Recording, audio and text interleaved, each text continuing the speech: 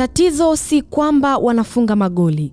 Tatizo ni kwamba hawafanani kabisa na umri ulioandikwa kwenye vitambulisho vyao.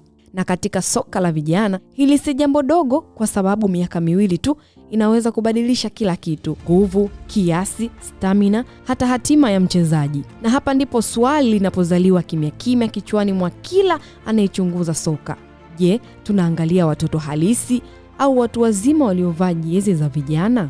Kwenye soka la vijana, umri si namba tu, ni tiketi ya maisha, nafasi ya kupata scouts na mlango wa mafanikio ya kimataifa. Ndiyo maana baadhi ya watu wamekuwa wakihusishwa na tuhuma za kubadilisha umri wao ili waonekane wadogo kuliko walivyo kweli. Lakini swali linabaki moja: ni wangapi kweli ni watoto na ni wangapi ni watu wazima waliovaa jezi za vijana?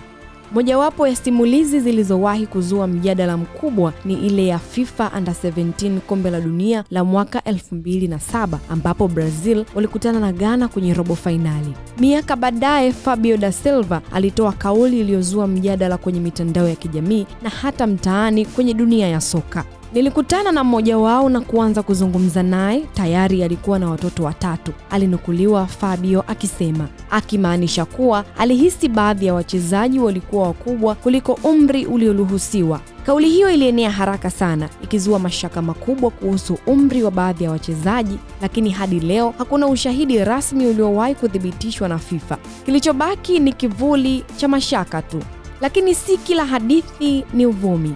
Mwaka 1989, Nigeria Under 17 walikumbwa na adhabu kali baada ya kubainika kutumia wachezaji waliokuwa wakubwa kuliko umri ulioruhusiwa.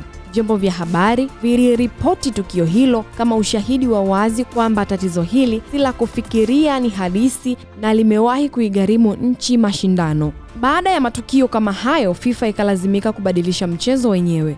Mwaka 2009 wakaanzisha matumizi ya MRI, Magnetic Resonance Imaging. Ni kipimo cha kitabibu kinachotumia sumaku na mawimbi ya radio kuchunguza mwili wa binadamu bila upasuaji, kudhibitisha umri wa wachezaji wa Under 17, na matokeo yake yakawa ya kushangaza. Wachezaji kadhaa waliondolewa kabla mashindano hayajaanza baada ya kubainika hawakidhi vigezo vya umri. Ilikuwa ishara moja kubwa: tatizo hili ni kubwa kuliko watu walivyodhani. Na ukizungumzia Afrika, jina moja ambalo mara nyingi ni Toby Mimboe wa Cameroon. Kwa mujibu wa ripoti za vyombo vya habari, kulikuwa na utata wa nyaraka zake za umri, ambapo taarifa zilionekana kutofautiana kutoka mwaka mmoja hadi mwingine. Aligeuka kuwa mfano wa mjadala wa muda mrefu kuhusu ukweli wa umri katika soka la Afrika. Na mwaka 2023, chini ya reforms za shirikisho la soka nchini humo lililoongozwa na Samuel Eto'o, hatua kali zilichukuliwa katika timu za vijana, hasa Under 17, kwa kutumia kipimo cha kujaribu kudhibiti tatizo la udanganyifu wa umri. Matokeo yake yalikuwa ya kushtua. Ndani ya mfumo wenyewe, idadi kubwa ya wachezaji ilishindwa vigezo vya umri na kuondolewa kwenye vikosi, hali iliyoonyesha ukubwa wa changamoto iliyokuwa imejificha kwa muda mrefu ndani ya soka la vijana. Na hata baada ya nafasi hizo kujazwa upya, uchunguzi uliendelea kuonyesha kuwa tatizo hilo halikuwa limeisha, bali lilikuwa limejikita ndani ya mfumo wa ukuzaji vipaji. Ndipo macho yakaanza kuelekezwa Nigeria na kisha Gabon, ambako mjadala wa umri ulizidi kupata sura mpya kabisa. Gaila Kanga wa Gabon alizaliwa mwaka unaonekana kuwa hauwezekani kwa sababu taarifa moja inadai kwamba alizaliwa baada ya mama yake kufariki. Kesi ya Gaila Kanga ilizua mjadala mkubwa mwaka 2021 ambapo DR Congo ilidai mchezaji huyo si Mgabon na kwamba umri wake ulikuwa mkubwa kuliko ulioripotiwa. Lakini kilichozua mshangao zaidi ni taarifa za kifamilia zilizopingana, ikiwa ni pamoja na madai kwamba alizaliwa baada ya mama yake kufariki. Taarifa hizo zilifanya kuwa moja ya utata mkubwa zaidi barani Afrika.